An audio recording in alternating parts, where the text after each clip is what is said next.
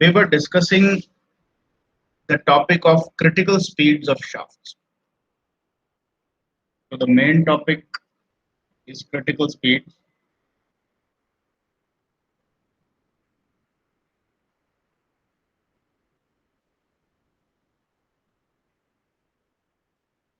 and overall the summary of the story is that if you have a shaft with a rotor, now this shaft could be vertical or horizontal depending on the application.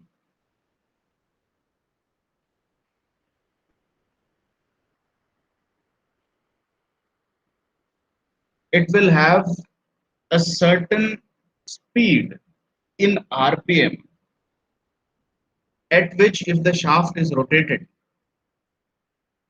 then it will experience extreme deviation of the shaft from the main position like this, and eventually there is always a risk of the entire shaft rotor system getting permanently damaged.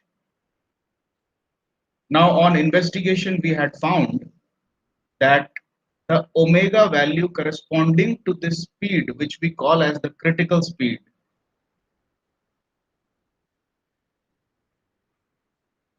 or whipping speed or whirling speed, as there are other names also by which we call it.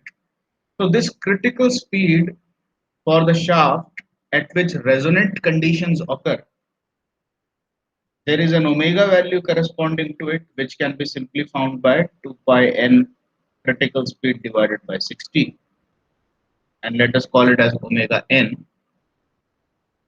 This happens to be the frequency of transverse vibrations of this shaft rotor system. Or in other words, if I simply treat this shaft as an elastic element and treat the disc as some centrally located mass, and if I pull this mass towards the right or the left and then release it, then this elastic shaft will experience transverse vibrations like this. Now, in this case, we are not talking about any type of rotation. So there is no rotation. So the shaft along with the mass is simply oscillating in the transverse direction to and fro. The frequency of this transverse vibration happens to be the same as that of this omega n. So in other words, what you are saying is you treat the rotor shaft system as a simple transverse beam and mass system, and you displace it slightly and then you let it vibrate in the horizontal direction. You record the value of natural frequency of this vibration, and the RPM corresponding to this omega n value happens to be the critical speed of rotation of your actual shaft rotor system. So we had derived all this and we had come up with an important formula also, which gives you the deviation R of the shaft at a certain omega value. So we had a formula capital R is equal to E into R square upon 1 minus R square, and more correctly we can have plus minus. This plus minus sign need to be used here only when you are interested the safe range of speed.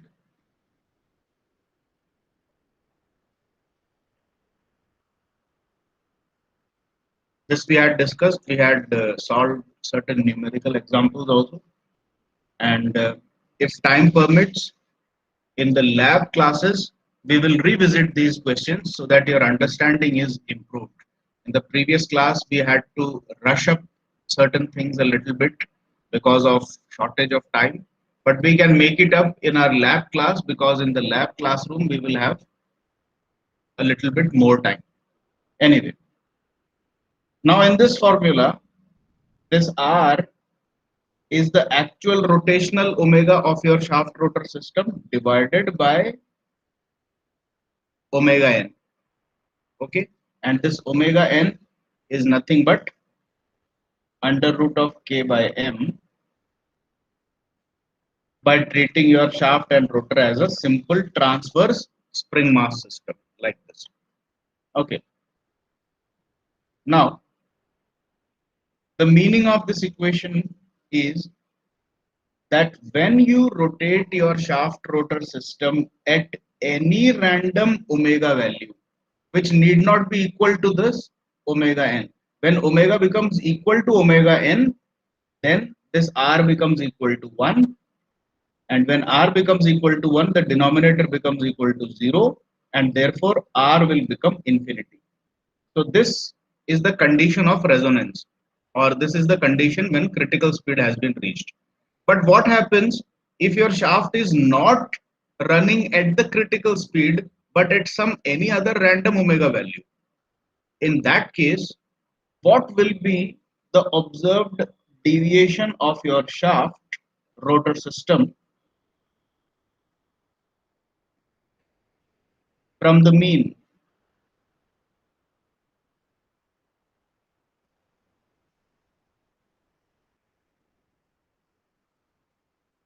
This value. So if your shaft is not actually rotating at the critical speed, because if you run your shaft at critical speed, then you won't be having any diagram and all. Your system will be destroyed. Okay. So what happens if you are not running it at critical speed, but you're running it at a constant omega value other than the critical speed? Let us say some random omega value. In that case, you calculate the value of R and put this R in this equation, put the value of eccentricity and all, and you directly get this capital R value, that is the constant distance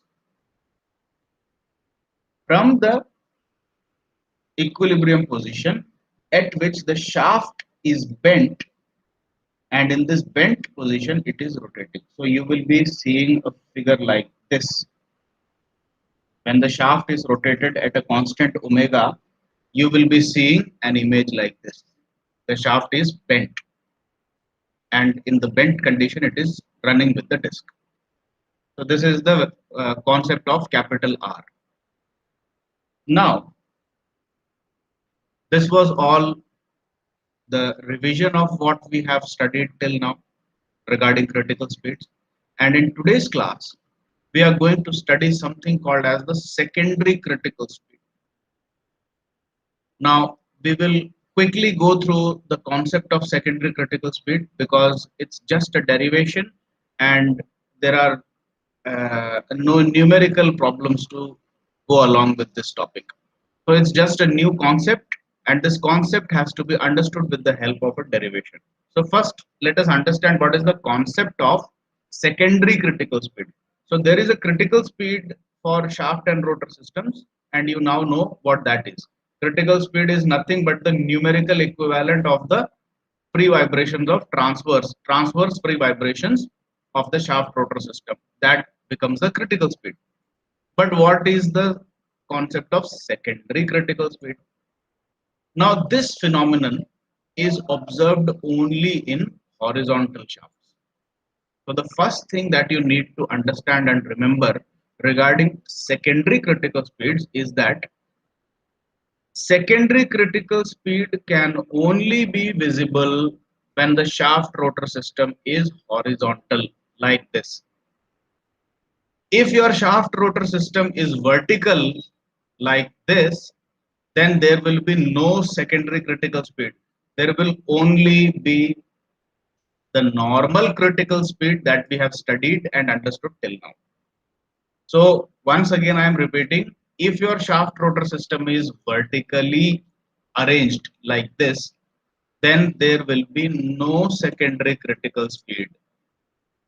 But if your shaft rotor system is horizontally arranged like this, then there will be a critical speed just like in the case of vertical, and additionally there will be a secondary critical speed. So now there will be two critical speeds for a horizontal system.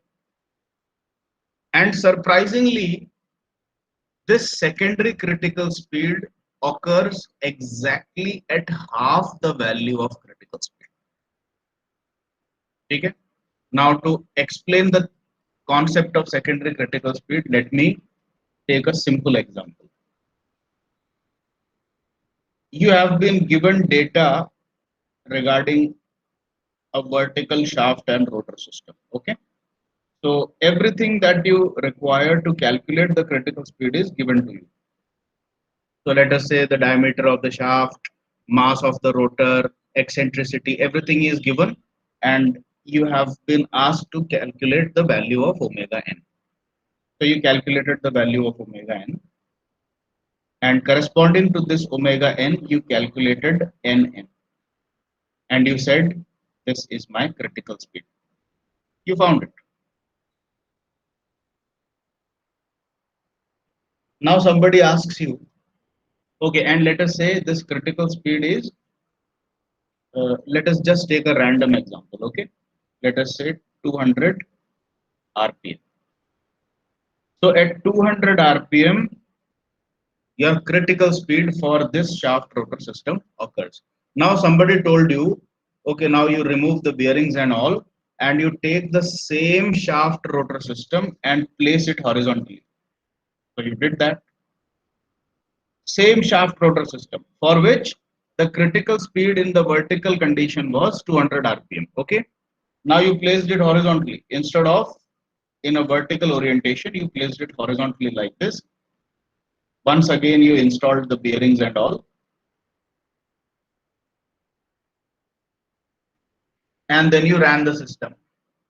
Now there is no surprise whether you keep the shaft horizontal or vertical, the primary critical speed is still going to be 200 rpm. So once again, even for this horizontal orientation, the critical speed will come out exactly to be 200 rpm only. But this is only the primary critical speed that we are speaking about. Now, as per theory, as soon as you place your shaft rotor system in a horizontal orientation, another critical speed appears for this, and that is called as the secondary critical speed. Now, this was not there when you placed it vertically. This new thing or this new secondary critical speed appeared only when you placed it horizontally. So, this secondary critical speed now needs to be calculated. And if you know the theory well, you don't have to do any calculations, you don't have to do any derivation. You can simply ask the question कि भाई मुझे पहले तो primary critical speed बता दो इसकी, तो बोला कि 200 थी साहब, तो बोला सेकेंडरी क्रिटिकल स्पीड जो है वो 100, that's it, end of story. So this is an interesting and surprising fact कि भाई वर्टिकल डायरेक्शन में तो एक ही क्रिटिकल स्पीड होती है, लेकिन हॉरिजॉन्टल रख दिया तो जो ओरिजिनल क्रिटिकल स्पीड है वो तो है ही, लेकिन एक और स्पीड आ जाएगी जिसपे कि वही सेम रेजोनेंट कंडीशंस हो जाती है, and that occurs exactly at half the value of the primary critical speed.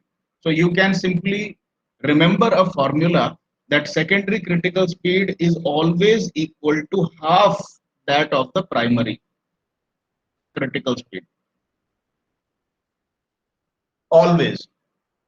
And now the derivation that you are going to see here is simply proving this fact कि horizontal location में रखने से ये secondary critical speed आती क्यों है, और secondary critical speed आ जाती है तो वो exactly primary का half क्यों होता है. That is what we are going to understand. So this is not a very complicated derivation. I will quickly guide you through it and let us get over with this. ठीक है? Now look at this circle which has been shown in your notes. Basically, this circle is representing the front view of the disc. तो आपकी जो shaft centre पे लगी हुई है वो यहाँ पे कहीं पे आएगी, वो आपको इसमें दिखेगी नहीं इस व्यू में. Why? Because this is the orthogonal front view of your disc and rotor system. ठीक है. तो आप जैसे यहाँ पर दिखा रखा है ये आइसोमेट्रिक व्यू में, इसको ऑर्थोगोनल व्यू में देखेंगे तो आपको दिखेगा कि this is your eccentricity and the actual centre of gravity is not located at the centre of the shaft but it is slightly deviated and at some other location. So this becomes the value of eccentricity and all. Now, the problem in horizontal orientation is that this gravitational force mg, this acts vertically downwards.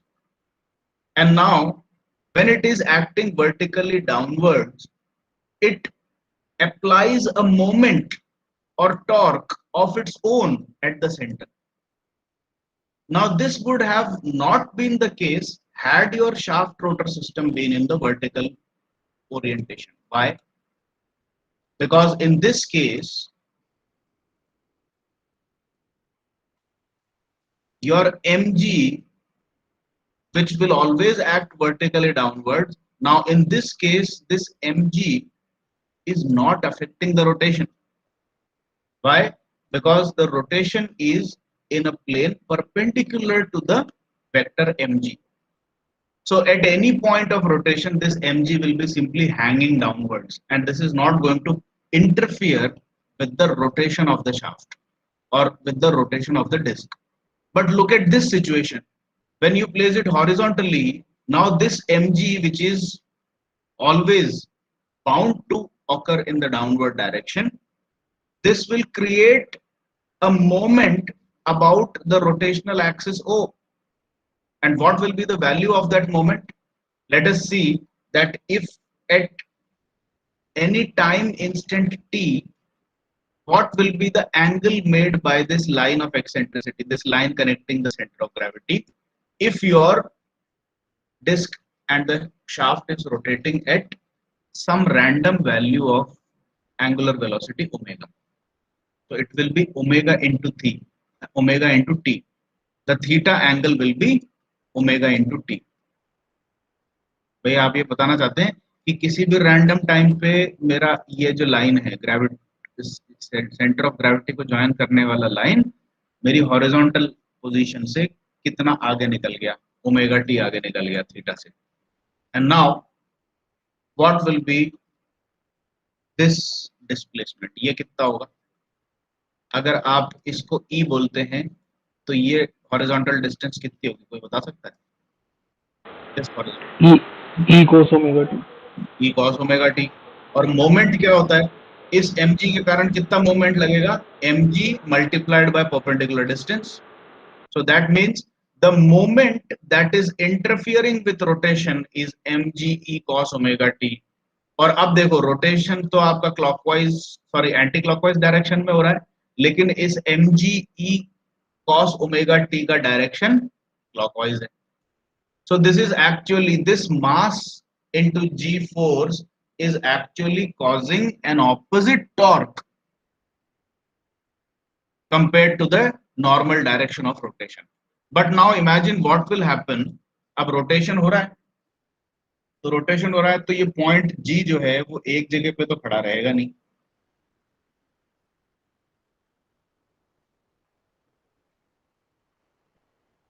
अभी यहां पर है,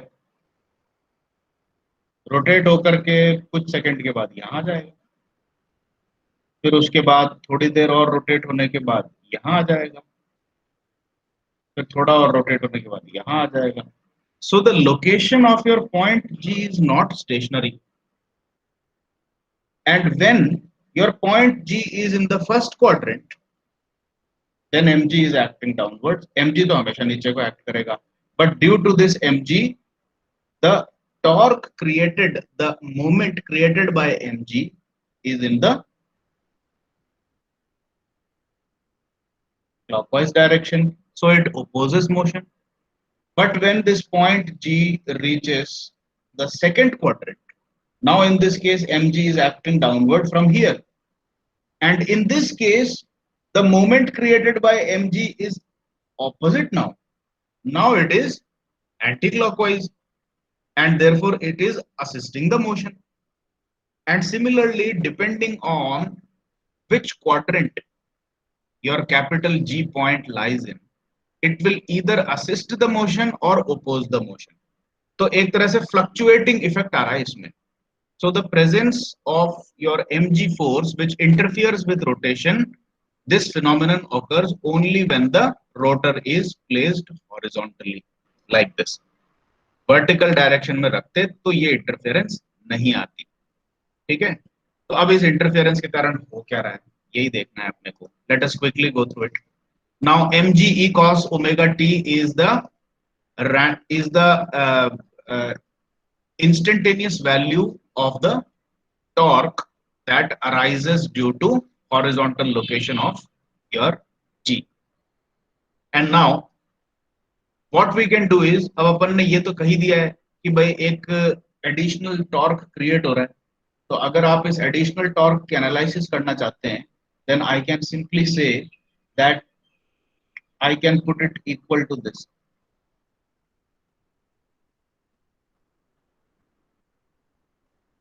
mg e cos omega t. ठीक है, I can simply put it equal क्योंकि मैं अभी जानना चाहता हूं कि ये कितना एंगुलर एक्सेलरेशन क्रिएट कर रहा है. ठीक है, तो आई एम इंटू एल्फा, यानी कि बेसिकली मैं एक न्यूटन्स लॉ लगा रहा हूं. मैं भाई मेरे को किसी ने कहा कि भाई एक टॉर्क लग रहा है इस पे एडिशनल जो कि आपने कंसिडर नहीं किया था पहले, तो उस अकेले टॉर्क को मैं आई एम इंटू एल्फा के बराबर रख रहा हूं, so that I want to see how much angular acceleration is being caused by this additional moment. So now angular acceleration alpha can be placed equal to mg e cos omega t divided by mass moment of inertia of the disk. ठीक है, यहां तक समझ में आया कि नहीं आया, एक बार बता दो. आर यू फॉलोइंग और नॉट? सर आगे.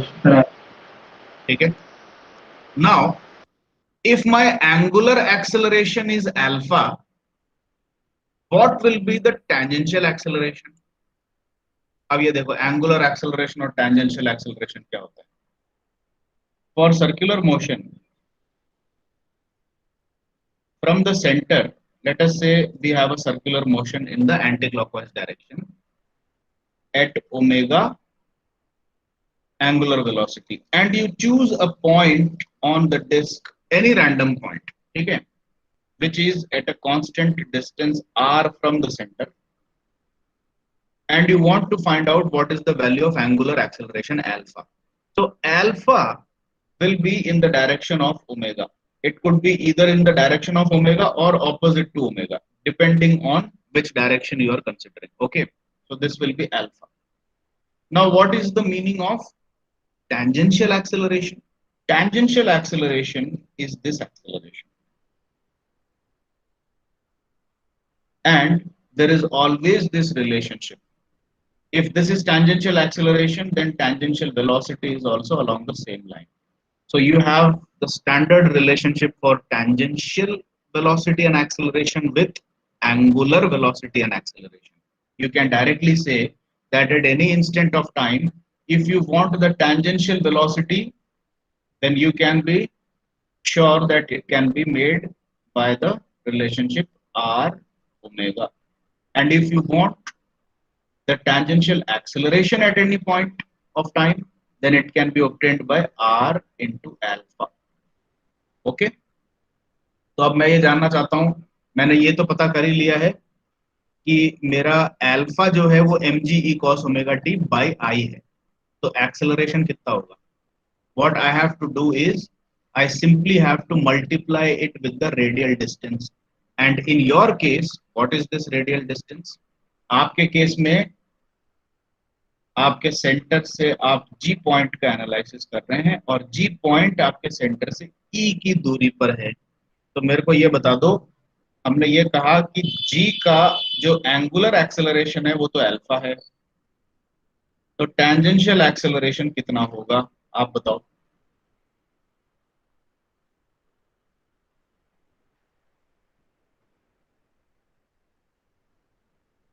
क्या इस पूरी क्वांटिटी को ई से मल्टीप्लाई कर दूं?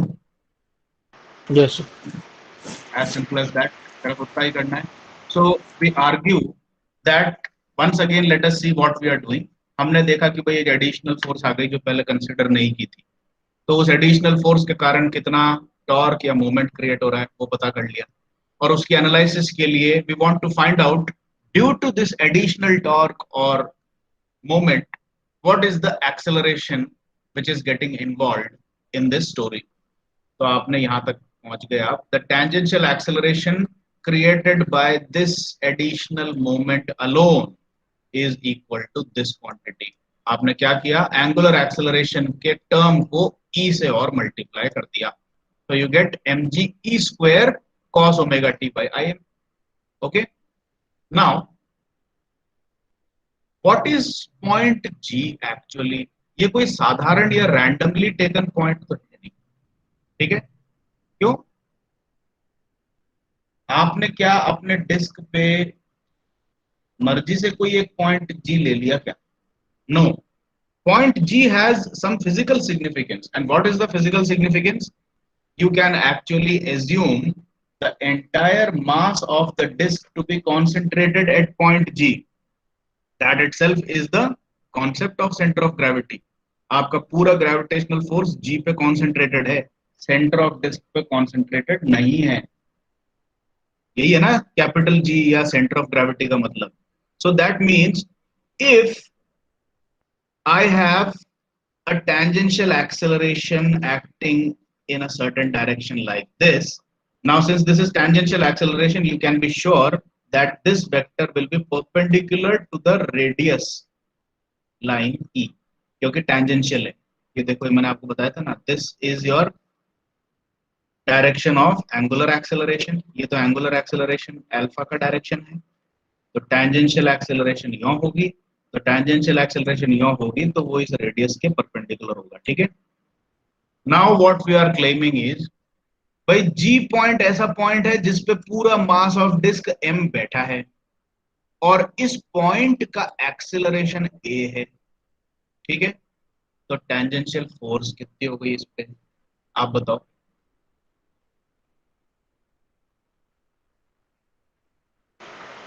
M into mass into acceleration. So you are investigating the tangential force now, which can be obtained by multiplying this acceleration term with the mass which is actually situated at your G point only. ये जो acceleration term थी, ये कौन से point की acceleration है? G point की. और G point पे पूरा m बैठा है, तो फिर G point पे force कितना लग रहा है? Mass into acceleration. तो आपने इस term को m से और multiply किया. So now the force quantity becomes m square g e square cos omega t by im. ठीक है, so this is the tangential force acting now. ठीक है, अब ये सारी कहानी करके क्यों लाए हैं अपन, इसका पूरा अभी राज अपने सामने खुल जाएगा. now what you want to do is, अब आपको ये फोर्स वेक्टर मिल गया है, and now you take the component of this force in the horizontal and vertical direction.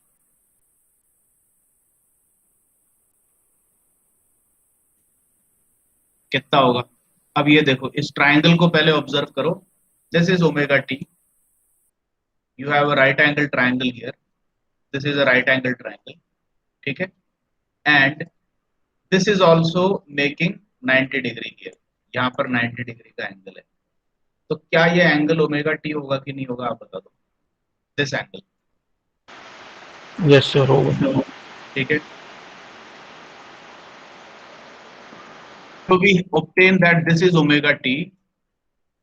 Horizontal component से हमको अभी उतना इंटरेस्ट नहीं है, क्योंकि इस f का जो हॉरिजॉन्टल कंपोनेंट है वो भी साइनोसॉइडल है, और इस f का जो वर्टिकल कंपोनेंट है वो भी साइनोसॉइडल है.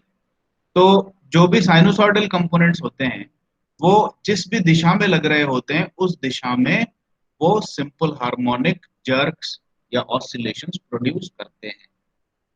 तो आपको ये तो पता है कि now this additional force is sinusoidal and this is now going to create jerks both in the horizontal and vertical direction.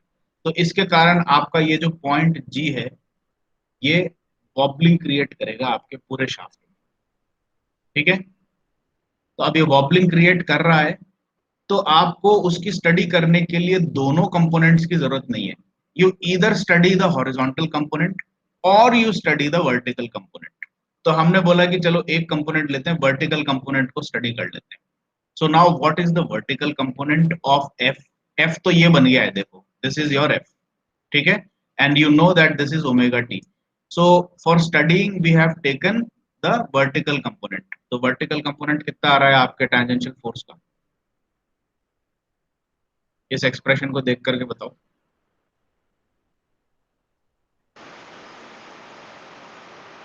F को किससे मल्टीप्लाई करूंगा और? cos omega T. Cos omega T से, और मल्टीप्लाई कर लो। अगर हॉरिजॉन्टल ले रहा होता तो साइन से मल्टीप्लाई करता, ठीक है। तो देखो एफ के अंदर कॉस ओमेगा टी बैठा है, तो एफ तो वैसे ही साइनोसॉइडल फोर्स है। साइनोसॉइडल मतलब क्या होता है भाई? Cos is also a sine function. Sine function यहां से स्टार्ट होती है, कॉस फंक्शन यहां से स्टार्ट होती है, चीज तो वही है ना, दे आर बोथ साइनोसॉइडल, ठीक है। बस एक फेस एंगल का ही तो डिफरेंस है। कॉस में अगर एक 90 डिग्री, थीटा में 90 का आगे पीछे कर दोगे तो साइन बन गया ना वो। सो कॉस ओमेगा टी हो चाहे साइन ओमेगा टी हो, you have a sinusoidal harmonic function. So F is harmonic, ये साफ पता लग गया। एफ का जो वर्टिकल कंपोनेंट है that will be obtained by multiplying it with cos omega t once again, ठीक है। तो ये हो जाएगा cos square omega t. So now the vertical component of F is this. अब cos स्क्वायर ओमेगा टी को, मेरे पास में एक ट्रिग्नोमेट्रिक आइडेंटिटी है, ये आप पहचानते हैं क्या? I can replace it with 1 plus cos 2 omega t by 2. Is, do you know this trigonometric identity? Yes sir. ठीक है। तो ये बाई टू जो है उसको तो मैंने यहां पर लिख दिया, यहां से हटा दिया, और ये जो पूरा वर्टिकल कंपोनेंट ऑफ cos है उसको मैंने ऐसे एक्सप्रेस कर दिया। Now what I am going to do is I am going to split this entire expression into two parts। देखो 1 से मल्टीप्लाई करूंगा तो ये पार्ट आ जाएगा, और cos 2 ओमेगा टी से मल्टीप्लाई करूंगा इसको तो ये वाला पार्ट आ जाएगा। Now have a look at this thing. Basically what I am saying is I have this entire expression which represents the vertical component of my tangential force, and this tangential force is something that arises due to the horizontal orientation of your shaft rotor system. So in this situation, I have two components of this fluctuating force. If you look at the first component, nothing is changing. M constant है, small g constant है, eccentricity की value constant है, और mass moment of inertia of the disk constant है। तो एक तो ये component पूरा ही constant है। तो आपका point G during the rotation of the shaft, चाहे यहाँ पर हो, चाहे यहाँ हो, चाहे यहाँ हो, ये रोटेट कर रहा है ना जी भी, तो जी टाइम के साथ में अलग अलग जगह पे पाया जाएगा आपके लिए।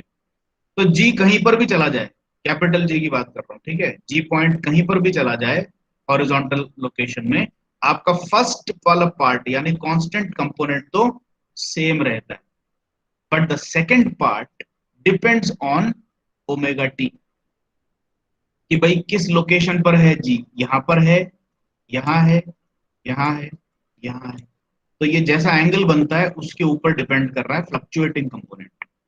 And now what is the frequency with which this fluctuating component is fluctuating? The frequency is actually 2 omega।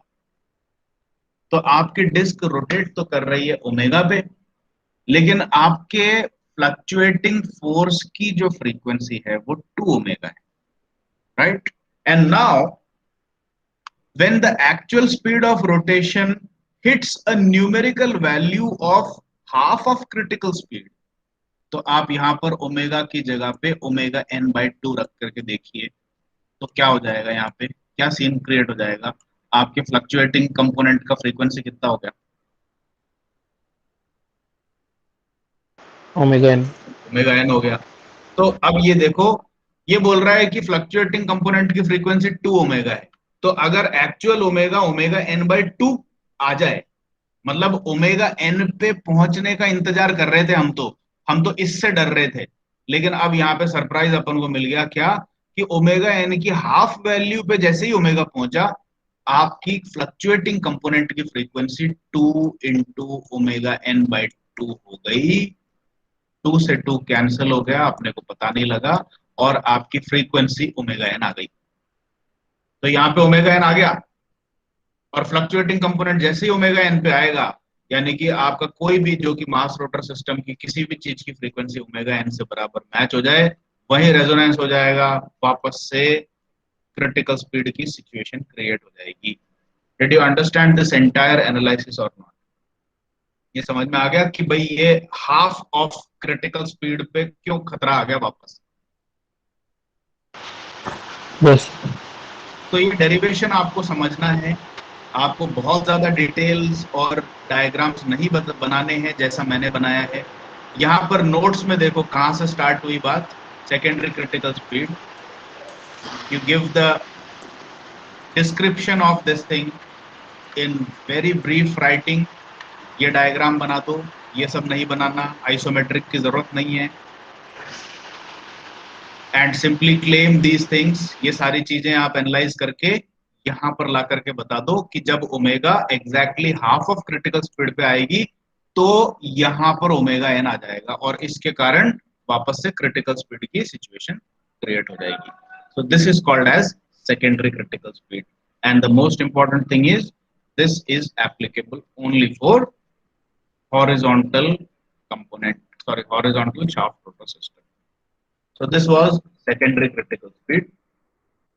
And now we come to the last topic for critical speeds, that is critical speeds of shafts having multiple disks. अब इसके analysis में आपको कुछ नई चीजें सिखाने जा रहा हूं, something that is called as influence coefficient.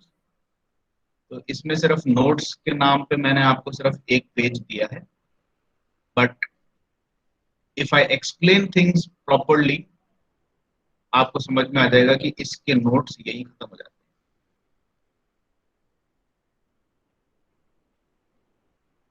So it's just a half page explanation that you need for critical speeds of multiple disks.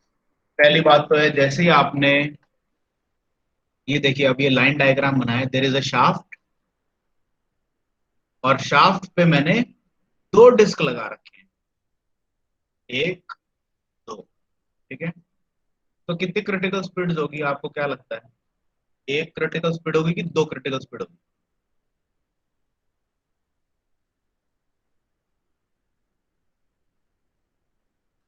Now it's a multi-degree of freedom system, right? And for multi-degree of freedom systems, the number of frequencies, natural frequencies, is equal to the number of lumped masses or the number of degrees of freedom. तो आपने बोला कि भाई मैं तो lumped मास ही तो लगा रहा हूँ, शाफ्ट का तो मास अपन ने अभी तक कंसिडर किया नहीं है, ठीक है। तो जो भी मास है रोटर पे ही है, तो दो रोटर लगा दिए, तो दो लंप्ड मास हो गए m1 m2। कितनी नेचुरल फ्रीक्वेंसीज होगी ट्रांसवर्स में इसकी?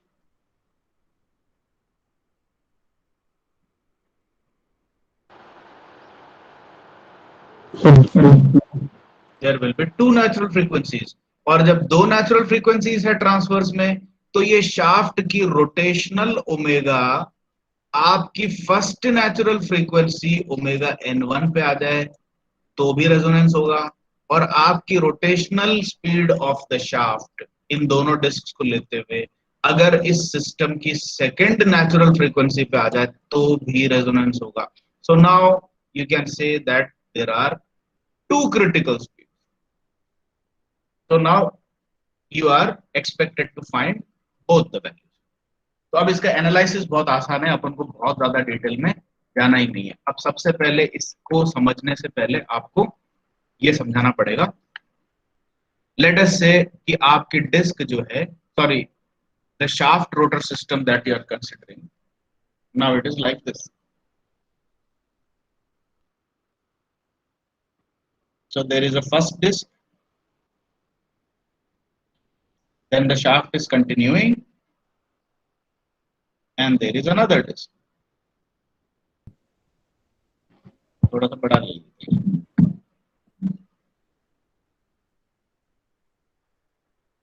Now you have a situation like this, and now, okay, the bearings and all are exactly like those.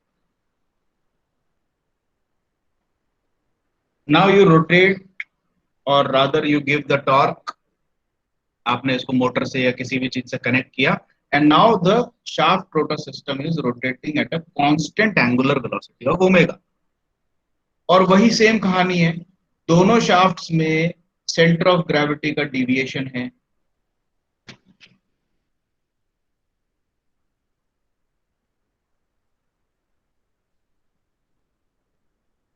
ठीक है, दोनों शाफ्ट्स जरूरी भी नहीं है कि सेम ई से अलग अलग हो इनका centre of gravity. The centre of gravity of both the discs could be deviated from their respective mean positions at different locations. अलग अलग लोकेशंस पे भी हो सकती है. ठीक है, एनीवे अभी फिलहाल अपन ने देखो लिया भी वही है. पहले डिस्क की एक्सेंट्रिसिटी E1 है, दूसरे की E2 है. अब इतना तो साफ ही है कि जो आपकी पॉइंट G से सेंट्रीफ्यूगल फोर्स क्रिएट होगी after the shaft has deviated like this, यानी कि आपका शाफ्ट जो है जब ऑलरेडी कैपिटल R से डिविएट हो चुका है तो उस टाइम पे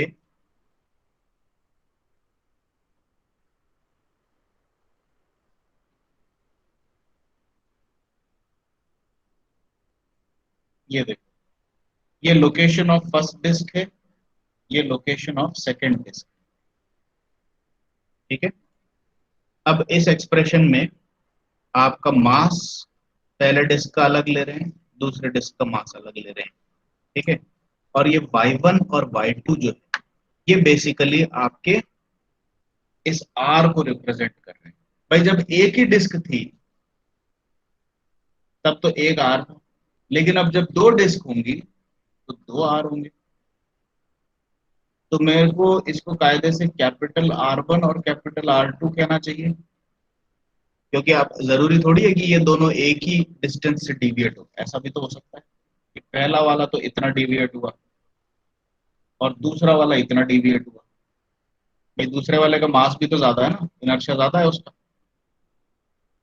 तो R1 and R2 for the disks will be different, and in this analysis instead of using the terminology R1 and R2 I am simply using Y1 and Y2. But for all purposes, if you are not interested in taking Y1 and Y2, you go ahead and put them as capital R1 and capital R2. इसमें कोई दिक्कत नहीं है, ऐसा कर लो आप. ठीक है, बट एनीवे अब R1 की ये जो डिविएशन है ये आती कैसे है? ये आपकी सेंट्रीफ्यूगल फोर्स के कारण आती है. Now what are the centrifugal forces acting at this disc? पहले वाली डिस्क की अगर कैपिटल सॉरी अपन अभी y1 ले रहे थे, y1 अगर इसका टोटल डिविएशन है तो इसका जो सेंट्रीफ्यूगल फोर्स हो जाएगा वो हो जाएगा m e plus y1 sorry e1 plus y1 omega square. mr omega square होता है, तो इसका टोटल r जो है e1 प्लस y1 है. और दूसरे वाले डिस्क की जो सेंट्रीफ्यूगल फोर्स है वो हो जाएगी m2 e2 plus y2 omega square. ठीक है, तो दो सेंट्रीफ्यूगल फोर्सेस इस पे एक्ट करेंगी और उनके कारण ये R1 और R2 या फिर जिसको अपन अभी Y1 और Y2 ले रहे हैं. ठीक है, this will be the situation. But अभी तक तो ये एनालिसिस वैसा ही है जैसा अपन ने सिंगल डिस्क के लिए लिया था. एक डिस्क होती तो R1 R2 की जगह एक R होता, या Y1 Y2 की जगह एक Y होता. और अगर उसकी सेंट्रीफ्यूगल फोर्स की बात करते वो सीधे सीधे m e plus y omega square होता. अब दो डिस्क है तो m1 e1 y1 omega square और m2 e2 y2 omega square, और y1 y2 दो डिस्प्लेसमेंट्स हो गई. But the problem in this is that we are overlooking one thing. अब ये देखो क्या चीज अपन ओवरलुक कर रहे हैं, the interference of the two deflections, that is what we are overlooking. अब ये interference of two deflections का क्या मतलब है? Let us say कि मेरा एक ही डिस्क होता और वो सेंटर पे ना लेकर के मैंने यहां ले लिया, ठीक है। अब जब ये डिफ्लेक्शन कॉज करेगा तो ये ऐसा डिफ्लेक्शन आएगा इसमें, and now this is the new location of the disc. तो मैं ये कह रहा हूं कि भाई फर्स्ट लोकेशन पे तो मैंने डिस्क को लगाया ही नहीं है, मैंने सिर्फ सेकंड लोकेशन पे डिस्क को लगाया और ये नापा कि मेरा y2 कितना आ रहा है, यानी कि deviation due to only one disc taken at its own location. तो सेकंड लोकेशन पे डिस्क को लगाया, फर्स्ट लोकेशन पे डिस्क को नहीं लगाया। लेकिन फिगर में देख करके आप ये बताओ, फर्स्ट लोकेशन पे डिस्क ना लगने के बावजूद भी शाफ्ट में डिफ्लेक्शन आया कि नहीं आया?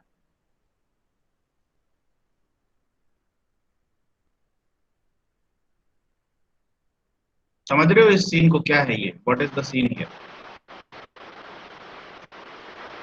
यस मैंने सिर्फ सेकंड डिस्क ली है, ठीक है। मैंने कहा कि फर्स्ट डिस्क को तो लगाया ही नहीं मैंने, सिर्फ सेकंड डिस्क ले ली और रोटेशन स्टार्ट कर दिया। तो सेकंड डिस्क अपनी लोकेशन से y2 डिस्टेंस आगे को चलेगी ट्रांसवर्स डायरेक्शन में, लेकिन उसके चलने के कारण, भाई शाफ्ट तो कंटिन्यूअस एंटिटी है ना, पूरा सारे पॉइंट्स एक दूसरे से कनेक्टेड है।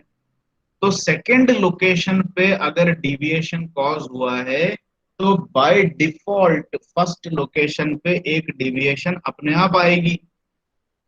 ये चीज मैंने अकाउंट नहीं की।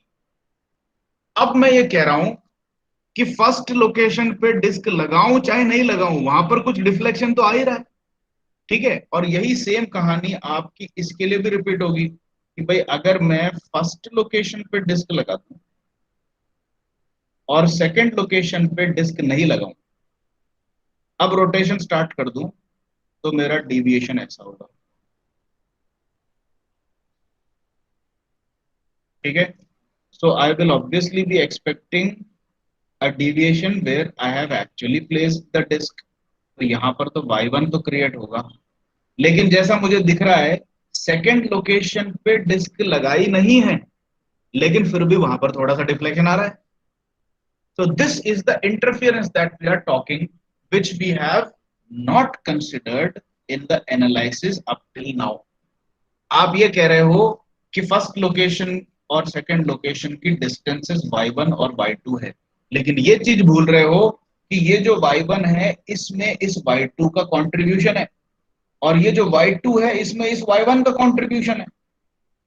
और ये कॉन्ट्रीब्यूशंस कैसे आ रहे हैं? वो इस फिनोमिनन के कारण आ रहे हैं कि सेकेंड लोकेशन पे अगर अकेला डिस्क लगा के चलाऊं तो y1 ऑलरेडी थोड़ा सा क्रिएट हो गया बिना डिस्क लगाए, और अगर फर्स्ट लोकेशन पे खाली डिस्क लगा करके सेकेंड को खाली छोड़ दूं और इसको रोटेट करूं तो y2 तो क्रिएट होना ही होना है क्योंकि वहां डिस्क लगी है, ठीक है। लेकिन ऑटोमेटिकली सेकेंड लोकेशन पर भी थोड़ा सा डिफ्लेक्शन ऑटोमेटिकली क्रिएट हो गया। तो अब इस सिचुएशन में अगर मैं सेकेंड लोकेशन पे ला करके अब एक डिस्क को लगाऊं, अब मैंने दोनों डिस्क लगा दिए, तो अब मेरा जो डिफ्लेक्शन है दैट इज लाइक दिस, ठीक है। तो अब ये मेरा y2 है और ये मेरा y1 है।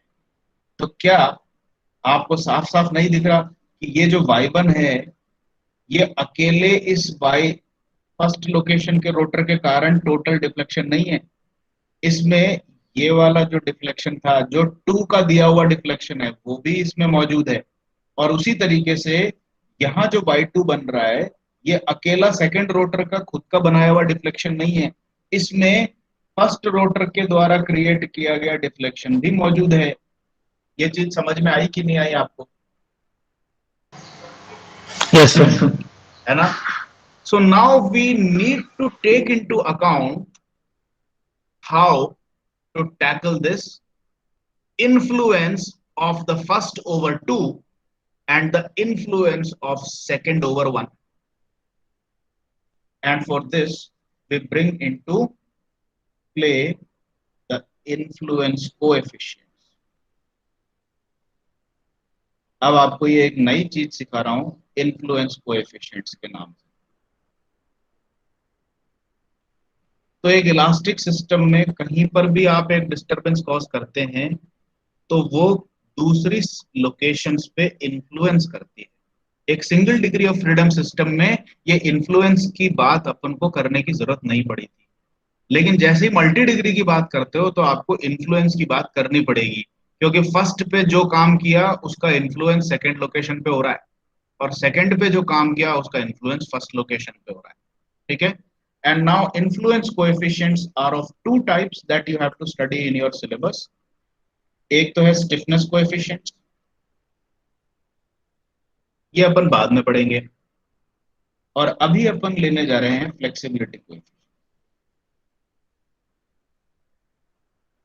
Influence coefficients can be stiffness coefficients or flexibility coefficients.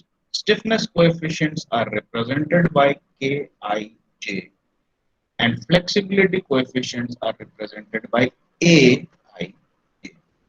And in your notes, you can see the presence of the flexibility influence coefficient.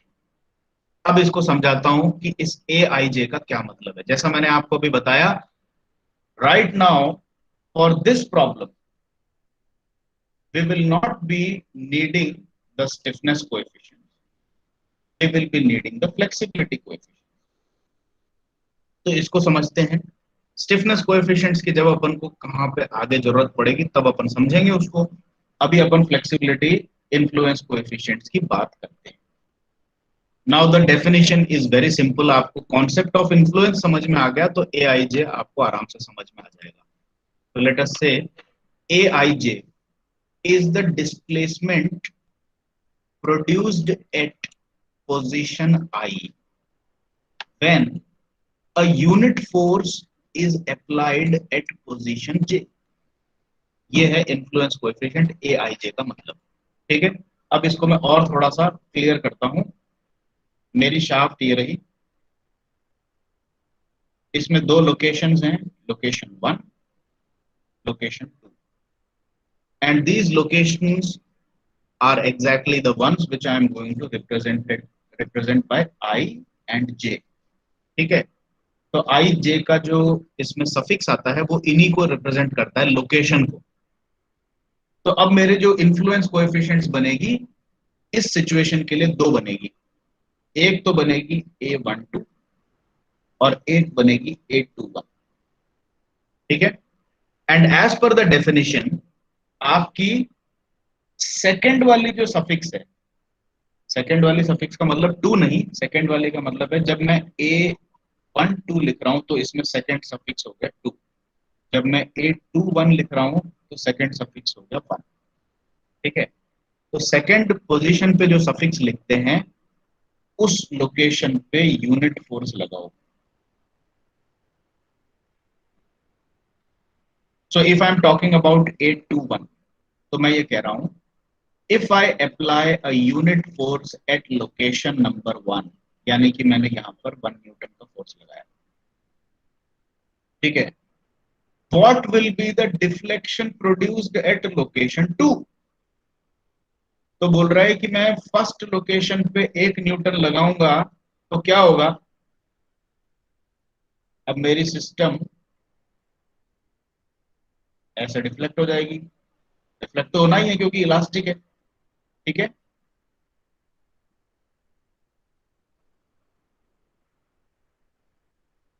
तो A21 जो है ये कहता है फर्स्ट लोकेशन पे 1 न्यूटन फोर्स लगाओ और ये चेक करो कि सेकंड लोकेशन पे कितनी deflection I. So this deflection is A21। समझ में आया कि नहीं आया आपको A21 का मतलब? आ गया सर। अब मैं बिना कुछ ज्यादा एक्सप्लेन किए A12 बता रहा हूं।